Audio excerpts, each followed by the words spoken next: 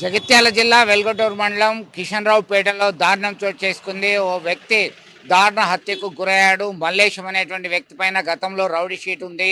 అయితే అతనికి హత్యకు ప్రధానమైనటువంటి కారణం ప్రేమ వ్యవహారమే అని తెలుస్తుంది. గత కొంతకాలం నుంచి ప్రేమ పేరుతో వేధింపులకు గురి చేస్తున్నారు. గతంలో వాళ్ళిద్దరూ కలిసి తిరిగారు. అయితే పెద్దలు వద్దనడంతో, వారించడంతో ఈ మధ్య కాలంలో కొద్దిగా గ్యాప్ ఏర్పడింది. ఈ క్రమంలో అమ్మాయికి వివాహ సంబంధాలు చూస్తున్నారనేటువంటి కోణంలో అమ్మాయి వాళ్ళ ఇంటికి వెళ్ళి దబాయించడం జరిగిందని చెప్పి వస్తున్నటువంటి సమాచారం. ఈ క్రమంలోనే ఒక్కసారిగా ఈ సమాచారం అందుకున్నటువంటి యువతి బంధువులు పథకం ప్రకారమే హత్య చేశారా అనే కోణంలో పోలీసులు విచారణ జరుపుతున్నారు.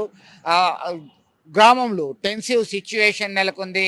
ప్రస్తుతం పోలీస్ బలగాలు మోహరించారు. వెంటనే డయల్ 100 ద్వారా సమాచారం అందుకున్నటువంటి పోలీసులు రంగంలోకి దిగి అతన్ని ఆసుపత్రికి తరలించే లోపే అక్కడ మృతి చెందినట్టుగా సమాచారం అందుతుంది. కోటిలింగాలకు పోయే దారి దగ్గర వైన్స్ పక్కనే అతన్ని కొంతమంది హత్య చేసినట్టుగా సమాచారం. ఇప్పటికే నిందితుల్లో ఒకరు పోలీసులకు లొంగిపోయారు. ఈ క్రమంలో భారీ బలగాలను మోహరింపజేశారు.